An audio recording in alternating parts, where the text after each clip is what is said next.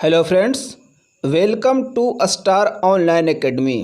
यह वीडियो आगामी विभिन्न परीक्षाओं जैसे यूपीएससी, पीसीएस, नेट, जेआरएफ के प्रारंभिक परीक्षाओं को ध्यान में रखकर बनाया जा रहा है, जिसमें सामान्य अध्ययन के अलग अलग खंडों का मॉडल प्रश्न तैयार किया गया है।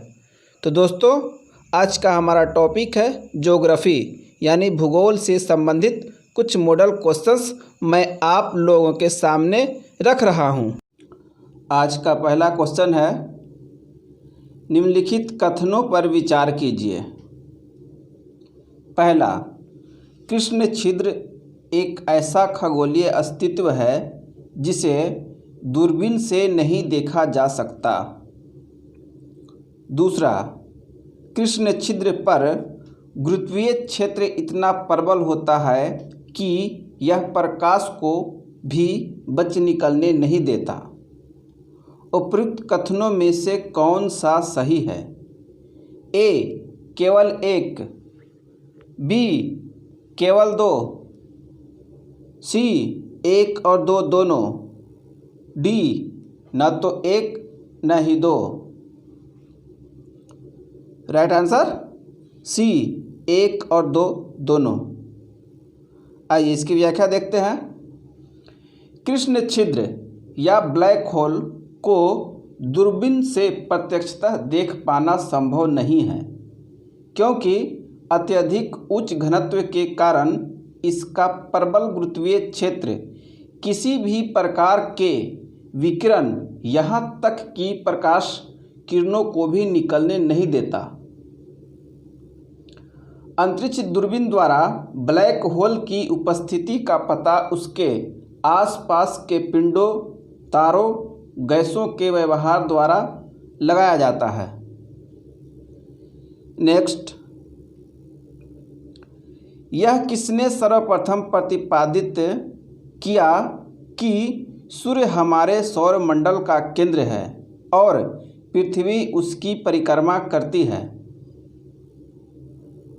A, Newton, B, Galileo, C, Copernicus, D, Thomas Alva Edison. Right answer C, Copernicus. आइए इसकी व्याख्या देखते हैं। 1514 ईस्वी में एक हस्तलिखित पुस्तक लिटिल कमेंट्री में कोपरनिकस ने उस सिद्धांत का प्रतिपादन किया था जिसमें कहा गया था कि सूर्य ब्रह्मांड के केंद्र में है तथा पृथ्वी उसकी परिक्रमा करती है। उल्लेखनीय है कि 6वीं शती ईस्वी के प्रसिद्ध भारतीय खगोलविद वराहमिहिर ने इससे लगभग 1600 ईस्वी पूर्व ही यह बात बता दिया था कि चंद्रमा पृथ्वी का चक्कर लगाता है और पृथ्वी सूर्य की परिक्रमा करती है।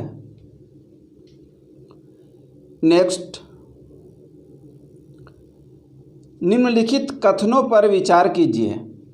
पहला, शुक्र ग्रह पर मानव जीवन का होना अत्यधिक असंभाव्य है। दूसरा, शुक्र के वायुमंडल में कार्बन डाइऑक्साइड का अत्यधिक उच्च स्तर है। उपरोक्त कथनों में से कौन सा सही है? ए, केवल एक,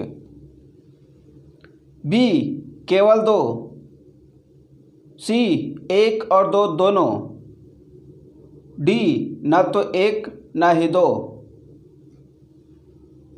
तो राइट आंसर सी, एक और दो दोनों। आइए इसकी व्याख्या देखते हैं। शुक्र ग्रह पर वायुमंडल के प्रमाण उपलब्ध हैं। शुक्र के वायुमंडल में मुख्यतः कार्बन डाइऑक्साइड का ही संकेंद्रण है। इसके अतिरिक्त शुक्र की सतह का तापमान 400 डिग्री सेल्सियस से अधिक रहता है। अत्यधिक तापमान एवं कार्बन डाइऑक्साइड से शुक्र पर जीवन की संभावना अत्यधिक कम हो जाती है, अतः दोनों कथन सही हैं। नेक्स्ट, क्षुद्र ग्रहों के विषय में निम्नलिखित कथनों पर विचार कीजिए। पहला, क्षुद्र ग्रह सूर्य की परिक्रमा करने वाले विभिन्न आकारों के चट्टानी मलबे हैं। दूसरा, अधिकांश क्षुद्र ग्रह छोटे हैं किंतु कुछ का व्यास 1000 किलोमीटर तक होता है। तीसरा, क्षुद्र ग्रहों की कक्षा बृहस्पति और शनि के कक्षाओं के मध्य स्थित है। उपरोक्त में से कौन सा कथन सही है? ए, केवल 2 और 3, बी, केवल 1 और 2, सी, केवल 1 और 3, डी, 1, 2 और 3। राइट आंसर बी, केवल 1 और 2। आइए इसकी व्याख्या। मंगल और बृहस्पति की कक्षाओं के बीच सूर्य के चारों ओर क्षुद्र ग्रह परिक्रमा करते हैं या परिक्रमारत हैं। अधिकांश क्षुद्र ग्रह छोटे हैं किंतु कुछ का व्यास 1000 किलोमीटर तक बड़ा है। सौरमंडल में अवस्थितियों के अनुसार क्षुद्र ग्रहों को श्रेणीबद्ध किया गया है। मुख्य पेटी, यह सूर्य से 2 से 4 खगोलीय इकाइयों की दूरी पर मंगल और बृहस्पति ग्रहों के बीच स्थित चट्टानी टुकड़े हैं। इन समूह के प्रमुख क्षुद्र ग्रह हंगेरियस, fluoresce, फोकिया, Koronis, EOS, Themis, CIBIL's और हिल्डास है। पृथ्वी के निकट के क्षुद्र ग्रह एंटेस, अपोलोस, अमोर्स प्रमुख हैं। ट्राजन्स, यह पृथ्वी और लैग्रेंज बिंदु के समीप स्थित है। इस पेटी के कुल 100 उपग्रहों की पहचान की जा चुकी है। नेक्स्ट, निम्न विद्वानों में से किसने सुझाव दिया है कि पृथ्वी की उत्पत्ति गैसों और धूल कणों से हुई है? ए, जेम्स जीन्स, बी, एच अल्फावेन, सी, एफ होयल, डी, ओ श्रिम्ड। राइट आंसर डी, ओ श्रिम्ड। आइए इसकी व्याख्या। जेम्स जीन्स ने ज्वारीय परिकल्पना, एफ होयल तथा लिटी लिटन ने नोवा परिकल्पना तथा ऑटो श्रिम्ड ने अंतरतारक धूल परिकल्पना का प्रतिपादन किया। ऑटो श्रिम्ड की परिकल्पना की सबसे बड़ी विशेषता यह है कि उन्होंने ग्रहों की उत्पत्ति गैस एवं धूल कण से मानी है। नेक्स्ट, लावा के ठोस होने के फलस्वरूप पृथ्वी के अंदर निर्मित चट्टानों को कहते हैं? ए, प्लूटोनिक चट्टानें, बी, वोल्केनिक चट्टानें, सी, रूपांतरित चट्टानें, डी, परतदार चट्टान। राइट आंसर ए, प्लूटोनिक चट्टानें। आइए इसकी व्याख्या। जब लावा पृथ्वी के अंदर काफ़ी गहराई पर ही जम जाता है तो प्लूटोनिक चट्टानों का निर्माण होता है। अधिक गहराई पर स्थित होने के कारण लावा को ठंडा होकर जमने में काफ़ी समय लग जाता है, जिससे इसके रवे बड़े होते हैं। नेक्स्ट, निम्नलिखित में से किसे पर्वतों का सागर कहा जाता है? A. Japan, B. British Columbia, C. दक्षिण अमेरिका का पश्चिमी तट, डी. दक्षिण पूर्व Asia. Right answer B. British Columbia. आइए इसकी व्याख्या। ब्रिटिश कोलंबिया को पर्वतों का सागर कहते हैं।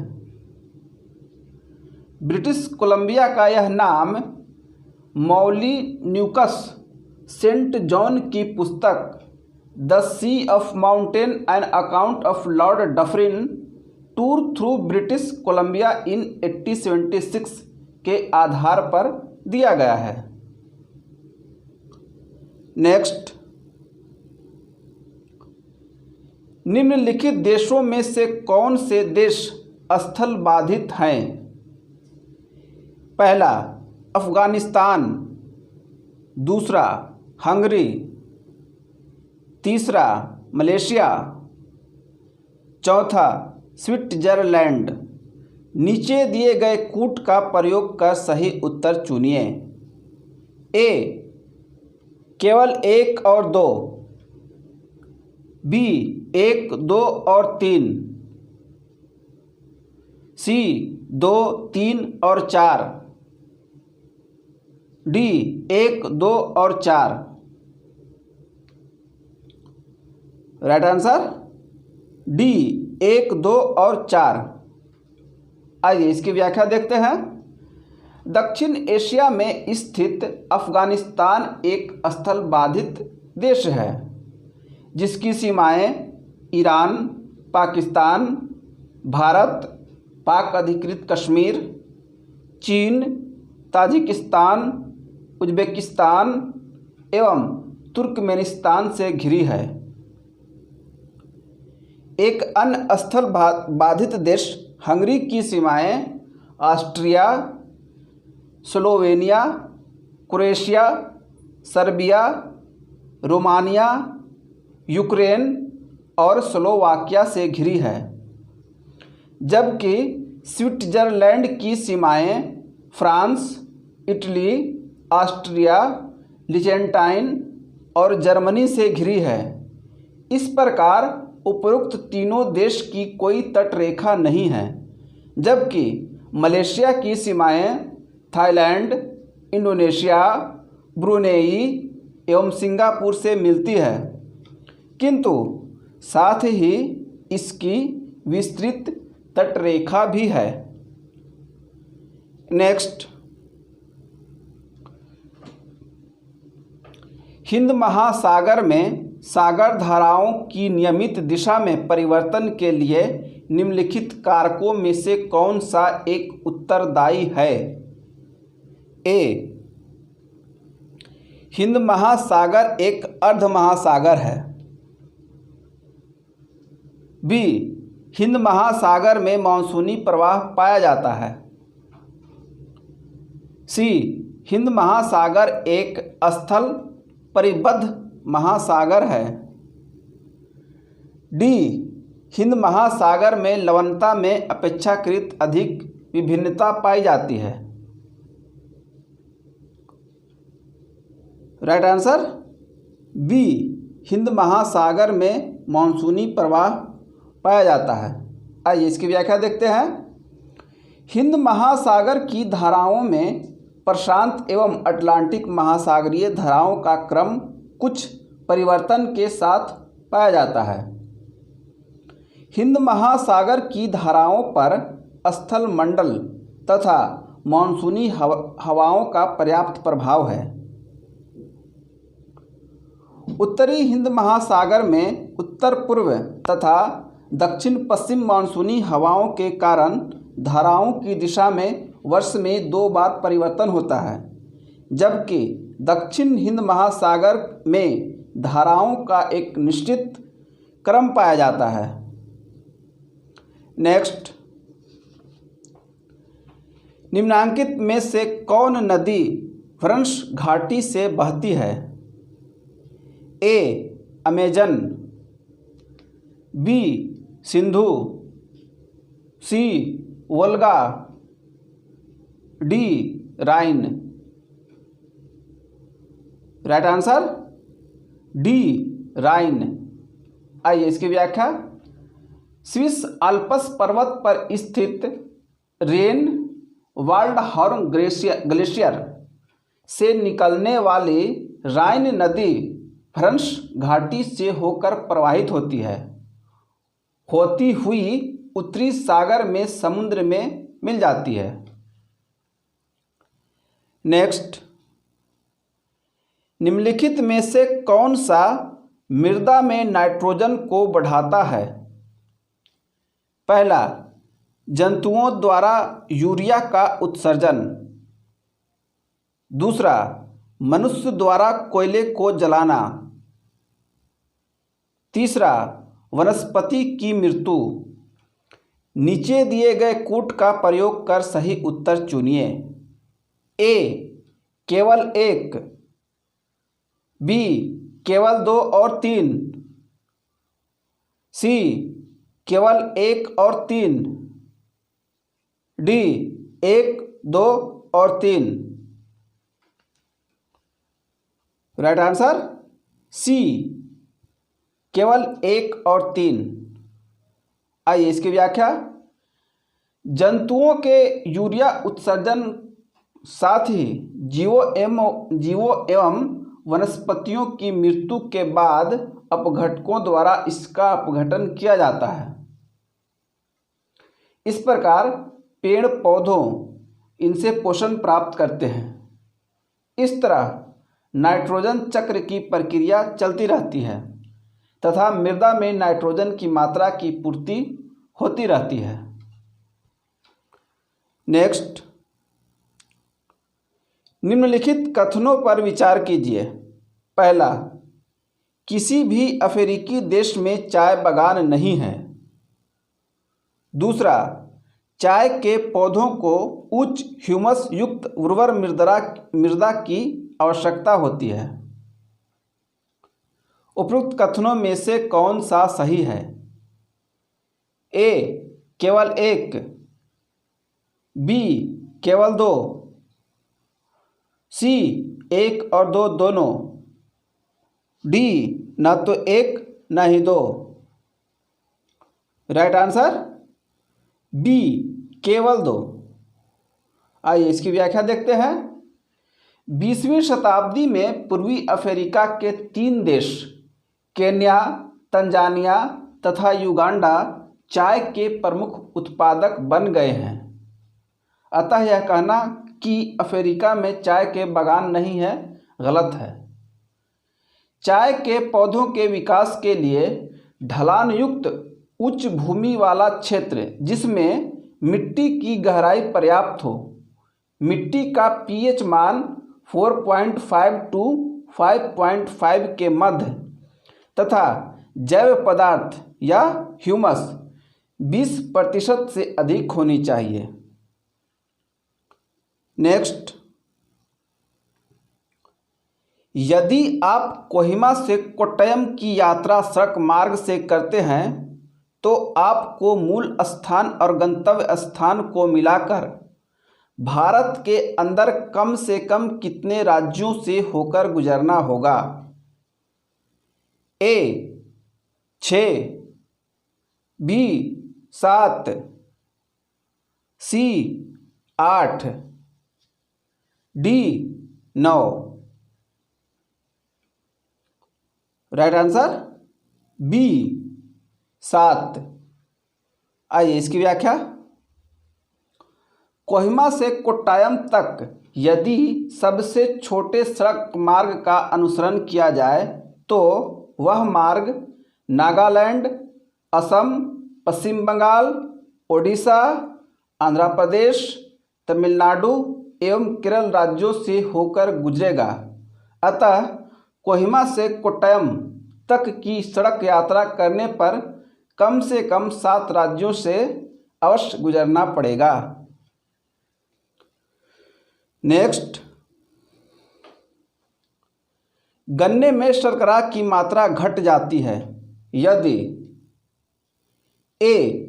पकने की अवधि में पाला गिर जाए, बी. पौधा बढ़ने की अवधि में अधिक वर्षा हो जाए, सी.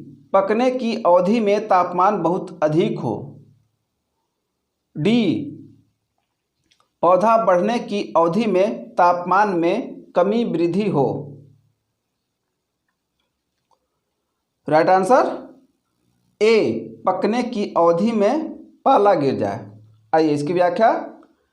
गन्ना उष्णकटिबंधीय जलवायु का एक पौधा है जिसके लिए उच्च तापमान लगभग 20 डिग्री से 26 डिग्री सेल्सियस एवं 8 माह का लगभग 150 सेंटीमीटर वर्षा की आवश्यकता होती है।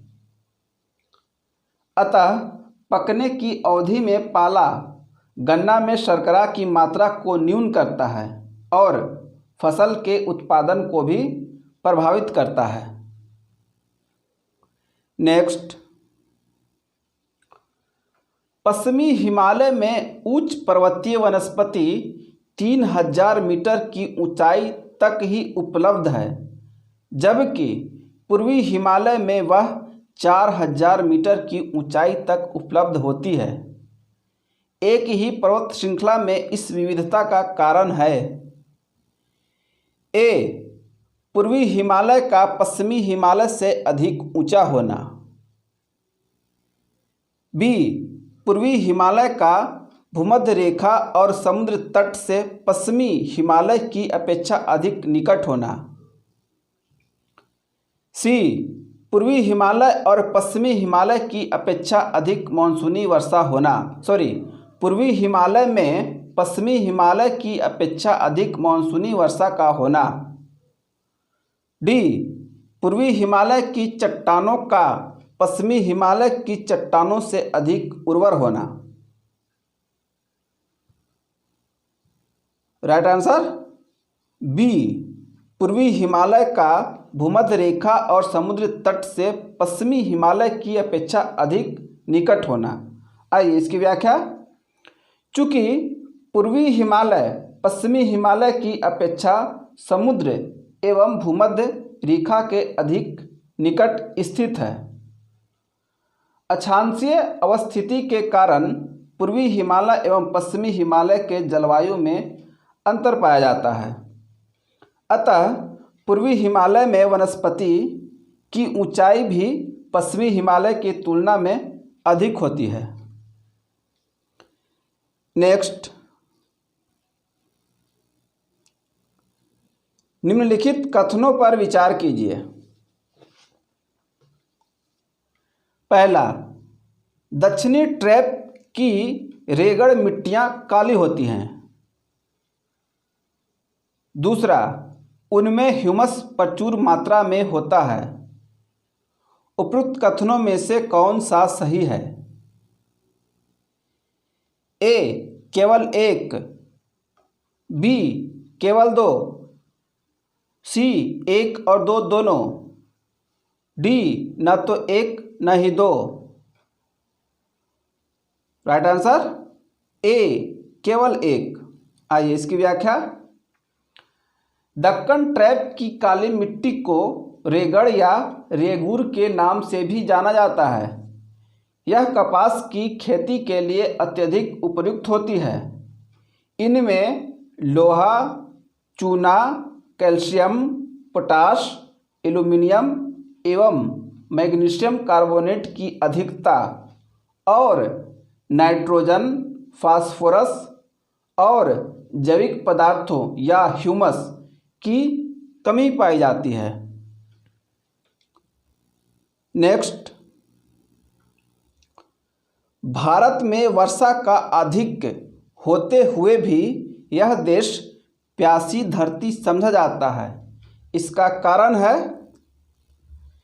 ए, वर्षा के पानी का तेजी से बह जाना, बी, वर्षा के पानी का शीघ्रता से भाप बनकर उड़ जाना, सी, वर्षा का कुछ थोड़े ही महीनों में जोर होना, डी, उपयुक्त सभी। राइट आंसर डी, उपयुक्त सभी। आइए इसकी व्याख्या देखते हैं। भारत में होने वाली वर्षा का 92% भाग दक्षिण पश्चिम मानसून से जून से सितंबर के मध्य प्राप्त होता है, अर्थात मात्र 4 महीनों में ही अधिकांश वर्षा हो जाती है। शेष 8% वर्षा शेष 8 महीनों में प्राप्त होती है। साथ ही दक्षिण पश्चिम मानसून से होने वाली वर्षा का जल या तो तेजी से बह जाता है या भाप बनकर उड़ता है। इस प्रकार शेष 8 महीनों में भारत को वर्षा की कमी का सामना करना पड़ता है, जबकि भारत की औसत राष्ट्रीय वर्षा 125 सेंटीमीटर है। इन्हीं कारणों से कभी कभी यह समझा जाता है कि भारत में वर्षा का अधिक होते हुए भी धरती प्यासी है। नेक्स्ट, निम्नलिखित में से किस एक स्थान से भारत की 2 महत्वपूर्ण नदियों का उद्गम होता है, जिनमें एक उत्तर की तरफ प्रवाहित होकर बंगाल की खाड़ी की तरफ प्रवाहित होने वाली दूसरी महत्वपूर्ण नदी में मिलती है और दूसरी अरब सागर की तरफ प्रवाहित होती है? A, Amarkantak, B, Badrinath, C, Mahabaleshwar, D, Nashik. Right answer A, Amarkantak. आइए इसकी व्याख्या। मध्य प्रदेश के अमरकंटक से सोन नदी एवं नर्मदा नदी का उद्गम होता है। सोन नदी उत्तर की तरफ प्रवाहित होकर बिहार में पटना से पूर्व गंगा नदी में मिलती है तथा नर्मदा पश्चिम की ओर बहते हुए अरब सागर में गिरती है। नेक्स्ट, भारतीय समुद्र शास्त्रियों ने अरब सागर के तल में मुंबई से दक्षिण पश्चिम में लगभग 455 किलोमीटर दूर एक नए 1505 मीटर ऊंचे पर्वत की खोज की है। इस पर्वत का नाम रखा गया है ए, कैलाश 2, बी, रमन सागर पर्वत, सी, सागर कन्या सागर पर्वत, डी, बंबई पर्वत। राइट आंसर बी, रमन सागर पर्वत। आइए इसकी व्याख्या। भारतीय समुद्र शास्त्रियों ने 3 समुद्र पर्वत श्रेणियों की खोज की है, जिनमें एक मध्य हिंद महासागर बेसिन में, दूसरा पूर्वी अरब सागर में कन्या तथा तीसरा मुंबई से 455 किलोमीटर दक्षिण पश्चिम सागर में खोजा गया है। इस सागर का नामकरण महान वैज्ञानिक CV रमन के नाम पर रमन सागर पर्वत रखा गया है। नेक्स्ट, निम्नलिखित कथनों पर विचार कीजिए। पहला, असम भूटान तथा बांग्लादेश की सीमाओं से लगा हुआ है। दूसरा, पश्चिम बंगाल भूटान तथा नेपाल की सीमाओं से लगा हुआ है। तीसरा, मिजोरम बांग्लादेश तथा म्यांमार की सीमाओं से लगा हुआ है। उपरोक्त कथनों में से कौन सा सही है? ए केवल 1 और 2, बी केवल 2 और 3, सी केवल 1 और 3, डी 1, 2 और 3। राइट आंसर डी 1, 2 और 3। आइए इसकी व्याख्या थोड़ा सा। असम की सीमा भूटान एवं बांग्लादेश से लगती है। पश्चिम बंगाल की सीमा बांग्लादेश एवं भूटान से लगती है, जबकि मिजोरम की सीमा बांग्लादेश एवं म्यांमार से लगती है। तो दोस्तों, आज का ये वीडियो आप लोगों को कैसा लगा कमेंट बॉक्स में जाकर हमें बताएं और अपने दोस्तों के बीच भी अधिक से अधिक शेयर करें। आगामी आने वाले वीडियो के लिए लाइक, सब्सक्राइब और बेल आइकन को प्रेस करना ना भूलें। अन्य किसी तरह की सहायता के लिए आप हमें व्हाट्सएप कर सकते हैं। नंबर है 9873727085। Thank you.